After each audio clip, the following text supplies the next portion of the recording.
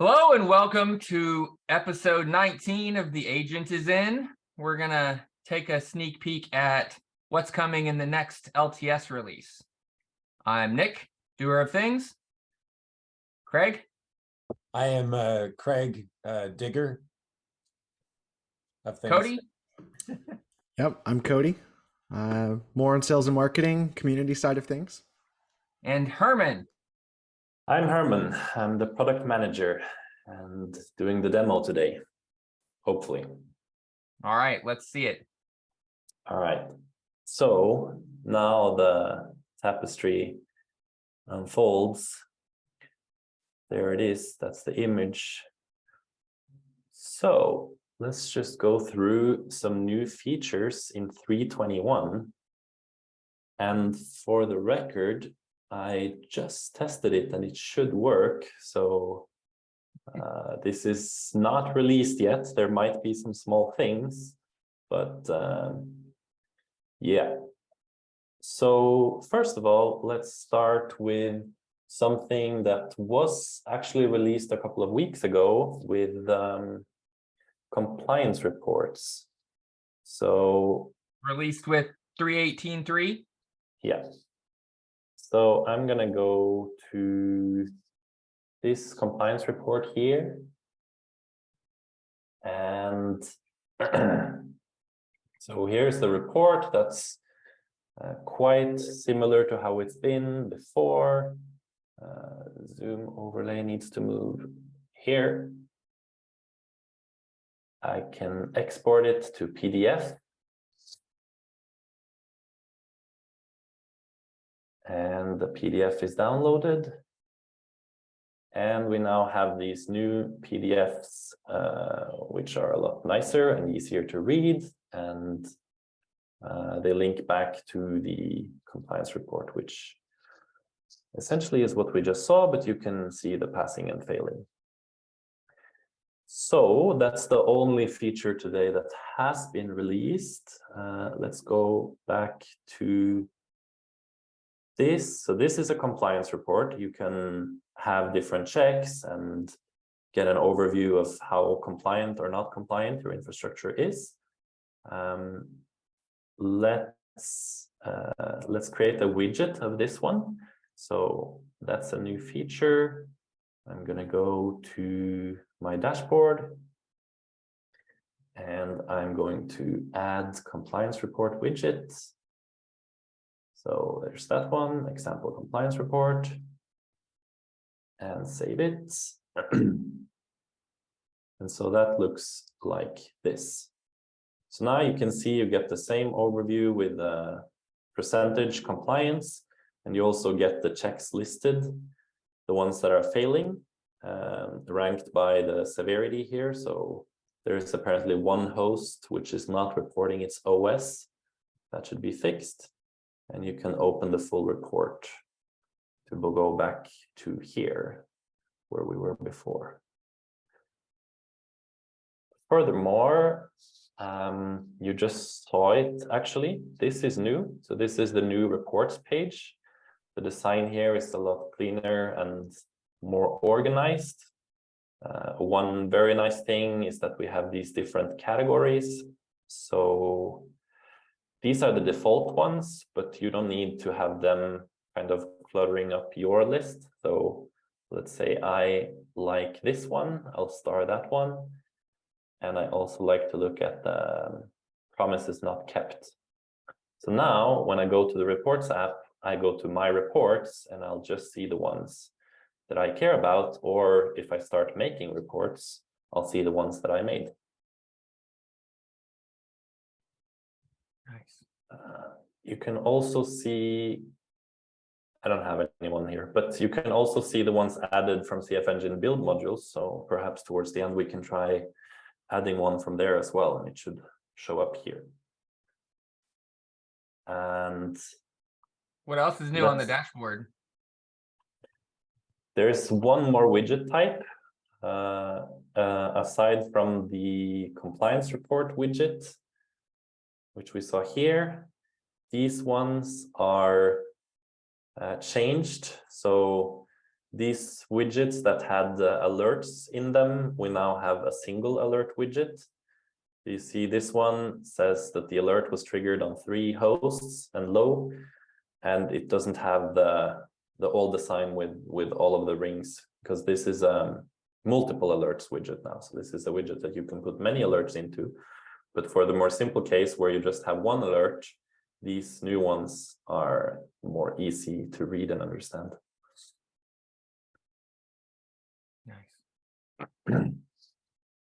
Okay, let's move on to CFEngine build.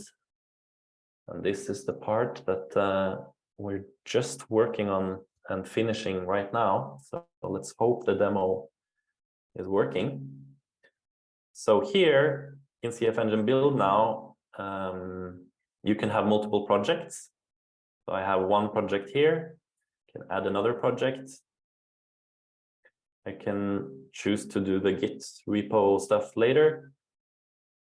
And now you see I have 2 projects with different names, can switch between them, and I can choose to deploy this project, which is also a new feature because this project doesn't have a repository set up. So when I deploy this project, it's not pushed to a Git server anywhere. It's just deployed on this hub that I'm running Mission Portal on. So in general, you want to set it up to go to Git somewhere, but for just testing or experimenting with a hub or new module, it's really nice to just be able to do it directly without That local extra step. location is still a Git repository, right? Yeah, so it's using Git and it's designed to be working the same way as if it was pushed somewhere else. So like the behavior of the deploy button and when your changes are actually going live should be exactly the same as if it was being pushed and then told to a Git repo. So let's try. We can, well, it's not that interesting to deploy this one now, so let's probably add a new module. Let's search for delete. I know Nick worked on this module. So here is a new module for deleting files. I'm going to add this module, and we see another new feature, which is that there is input data, which means that this module has been set up with input that you can customize to control the module from the UI here without writing any code. So in this case, this takes a list of files as input.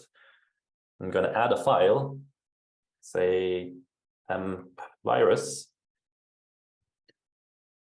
and we put in a reason. So this file is known to be malicious, and save. So now the input data is set for this module. And the way this module works is that it will take this path and it will look to see if that file exists. And if it does exist, it will delete that file. So let's try to deploy this now.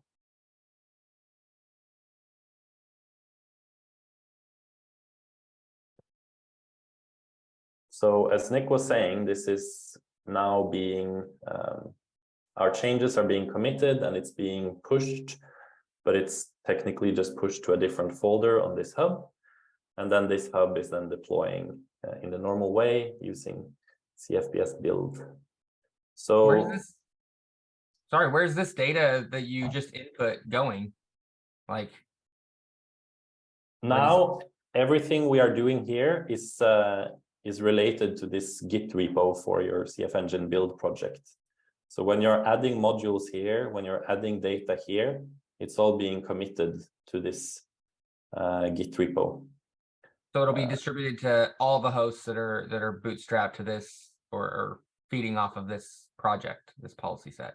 Exactly. And if this project was pushed somewhere and you had other hubs also pulling from that place, then those would also get this module and this data for this module. Okay, so the easiest way to test this is probably to go down to the terminal. So here, now I have to move my zoom overlay again to see. So here I have a shell on this hub. Probably there's no temp/virus. So let's run the policy first.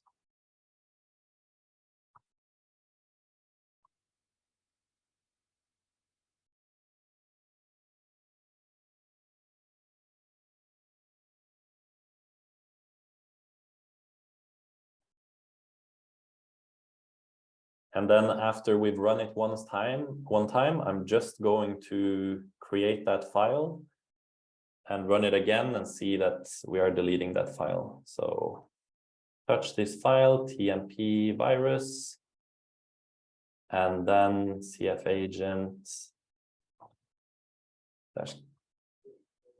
-ki. So we create that file, and the policy in that module is deleting that file. And to be clear, this is just to show that it's actually happening. We wouldn't need to do this. It's going to happen. As long as somebody creates that tmp virus file, policy will come around and delete it. When I'm running it again now, it should show no output because the file is not there.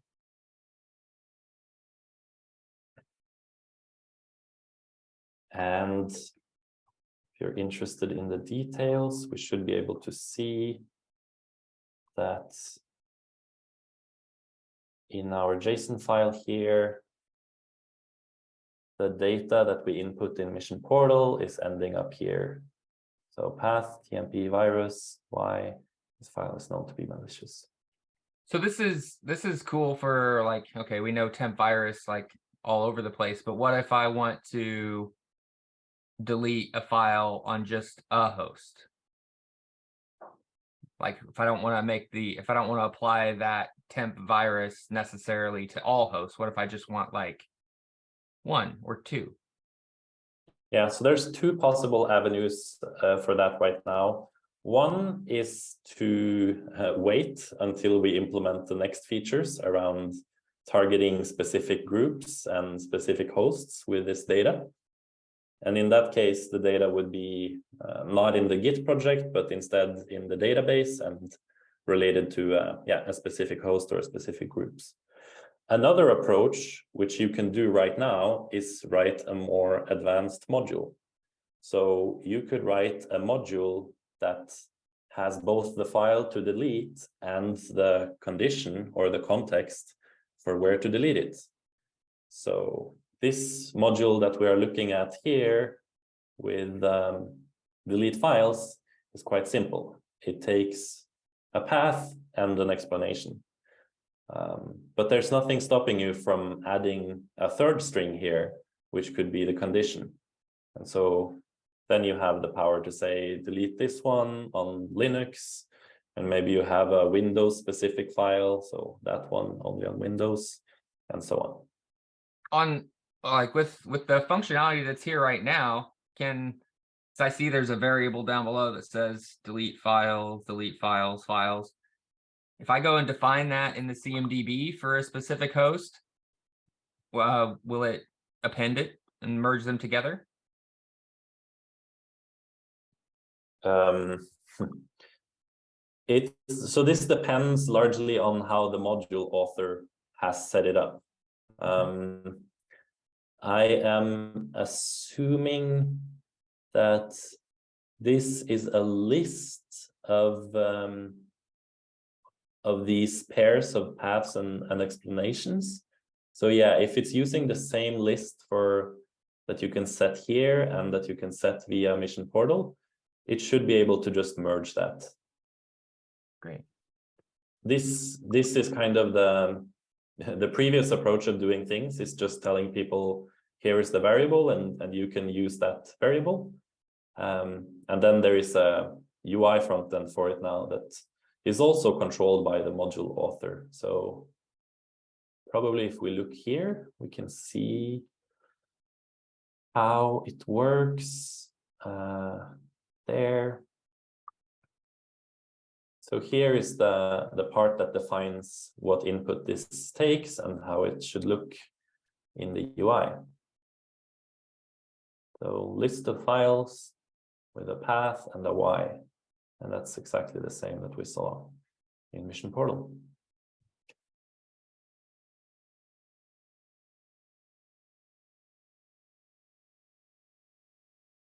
Cool. I think we've got some other new stuff too. What about on the host info page?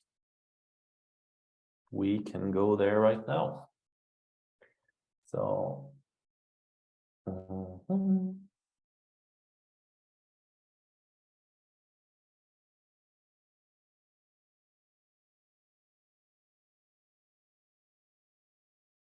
So here we've reduced the amount of information up top here by default. So it's a bit more just the most relevant things. Here's the ID, the CFEngine things that you should know, and some basic information about the system.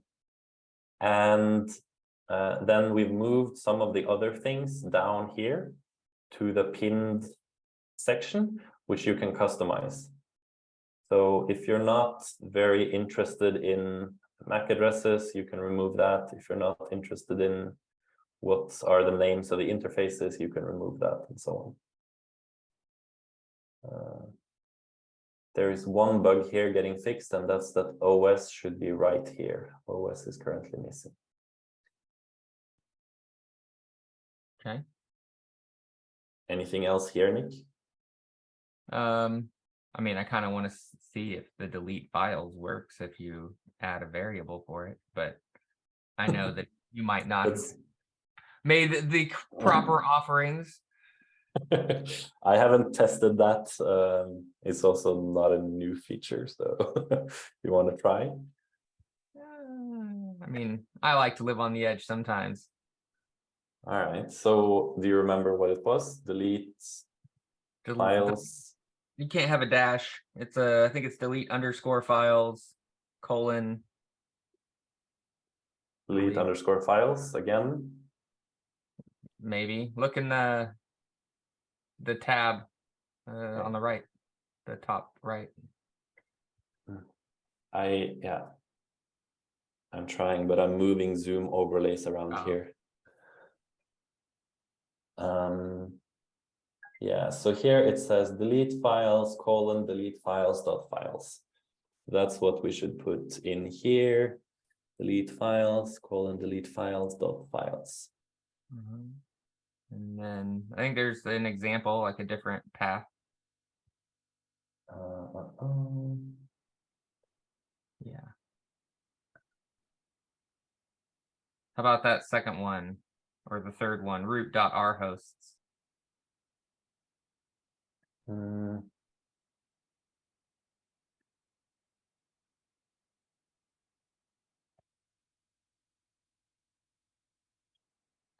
But They don't show you the whole, you can copy the whole thing and paste it in, right? Yeah, if you take the Sub elements. all not these. the value, I think you just take the, oh, that is right. Yeah. Yeah, I think all of that should go in. Yeah. Actually, yeah. That's So the that's value. the list. This is the edge you were talking about, Nick. I know, right? It's not a valid JSON. You've got to take value too, right? You need value and you need a whole dict. I really just want to type in there. Maybe just set curly braces around that. Yeah, you need curly braces around this whole thing. And then like inside the curly brace before that array opening, you need value. Really? Yeah, I think so. Not sure about this, Nick. Yeah, I don't know. I think I think maybe your README has a bug. Has a JSON mistake. Take that whole thing. You took the inner part, take the outer. No, that's not right, Nick. It is This, right. this, no. This is what you can put in your file.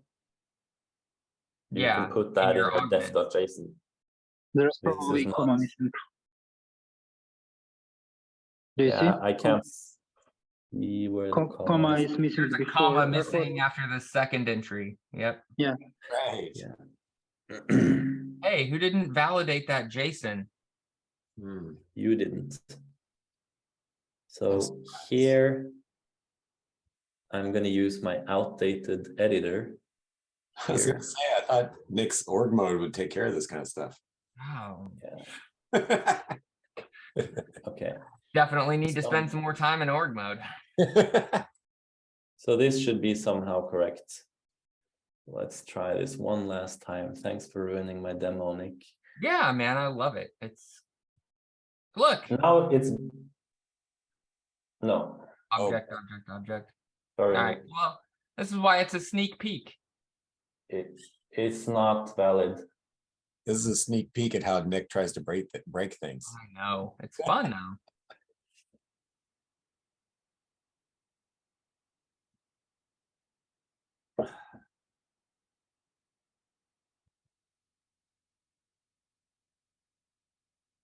I don't know. It's fine. The fun part about this is that you know, we're making this UI that like makes it so that you don't have to do quite so much of this JSON mangling. Right. We just have a UI where you click a button that says add file and path and reason. Do it again, do it again. Okay, I don't know if there are errors or not in this file. All right. It's okay.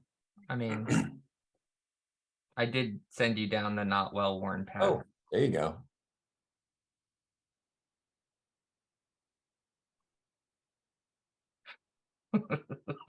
Really? Mixed files.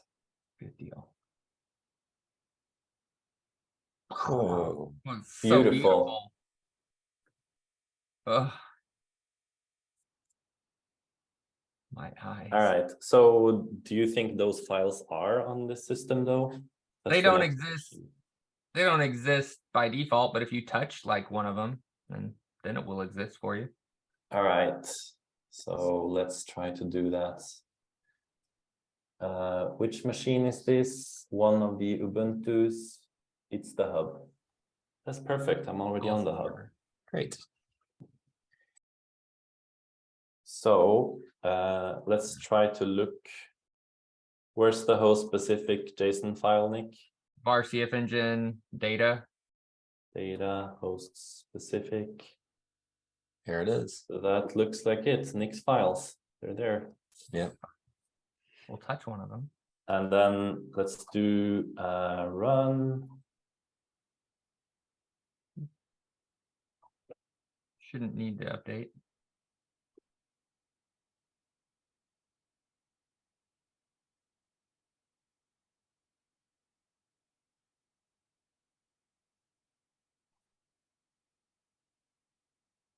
Okay, my All right. Zoom overlay is in the middle of the screen. All right, so now if we touch Etsy hosts.equiv, was that it? That was one of them, yeah.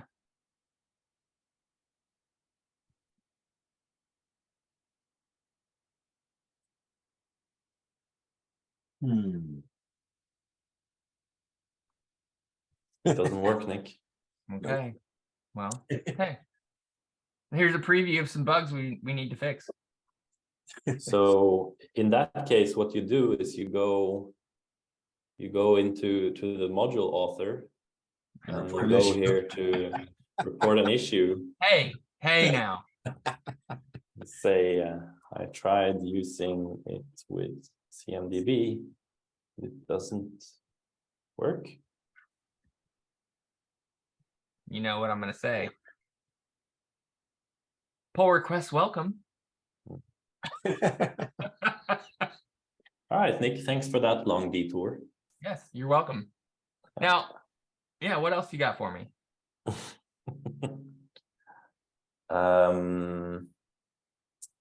Do If I we wanted to have learn how some this more? stuff worked. Yeah, we can look at the new docs. That's a good idea.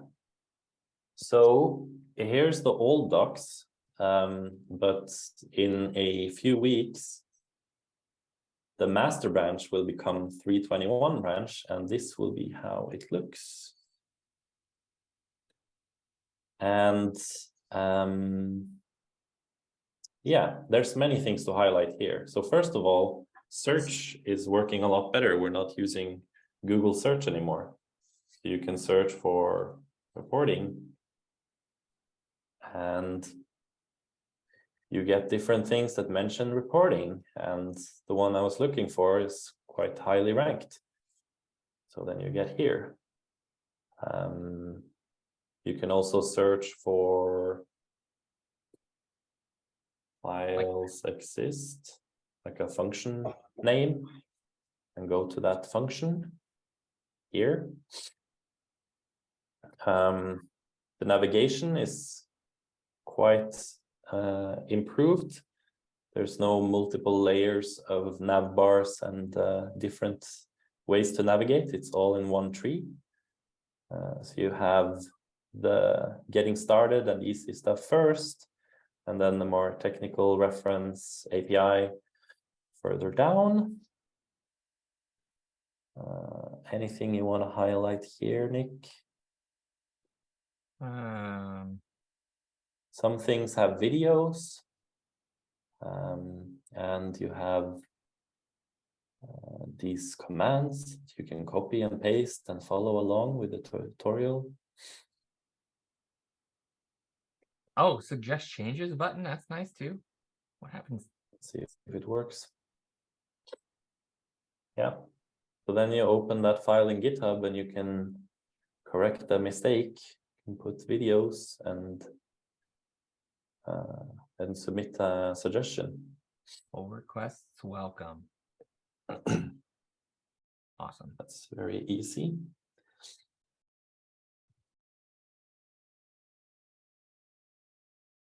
Cool.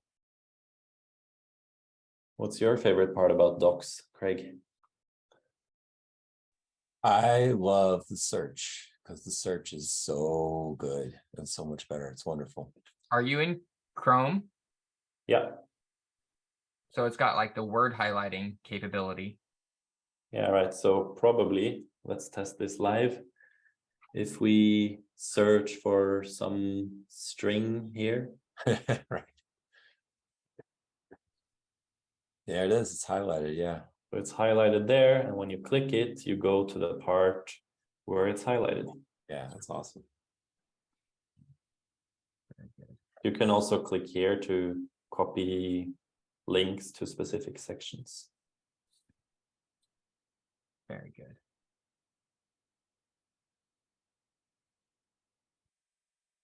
All right. All right. Was Anything else? was that our list? I mean, you talked about the single alert widget. You talked about the compliance report widget. We saw the updates to the reports page. We saw the updates. We can try to demo that as well. What's your favorite compliance report? You know. I'd say that Right. one takes a bit of time though, if Linus isn't already there. Yeah, but we can have Cody magic it in post. That's true. Yeah. But this one might be like just ready to go. Yeah. So I added this one. There's a preview here of how it looks. Let's deploy it. Now this one's really nice to make a module because previously we would update which OSs were still supported at a release cadence, but now it's just whenever things change, the module can change and be upgraded. So it makes a lot more sense to separate those two things. Very nice to have a separate stream for that. I just realized, Nick, do you know if this one is working with 3.18.3 like master files? I have not looked at this module recently. Okay. So I mean, I think it works. We've got CI tests. yeah, but I'm just worrying, or I'm just considering maybe the import is not gonna work now unless I upgrade my master files. Should work. Did you trigger the agent run?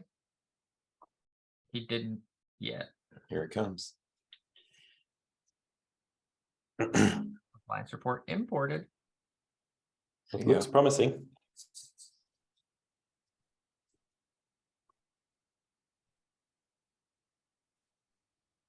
And reports page.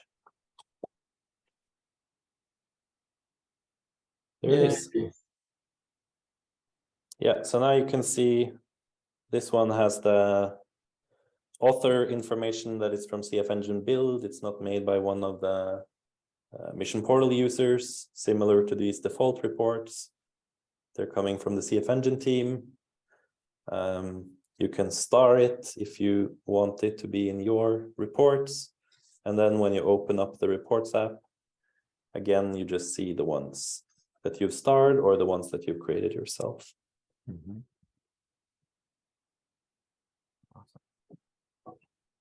We saw the compliance report PDFs. We saw multiple projects in build and local projects in build. And we also took a look at the new stuff in docs, which will be the default soon. That's all the stuff that I can think of. Okay. Thank you. There is just as a last example here, you have one more module, right? I think I have at least one more module. Yeah. So here is another example of something you could do with input, which is enforce file permissions. So very similar to the last one. You can choose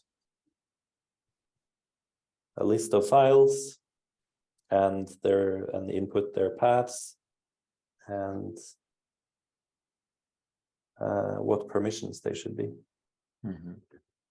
So UI looks very similar, but use case is different. If you want to enforce your SSH config or other important files. Cool.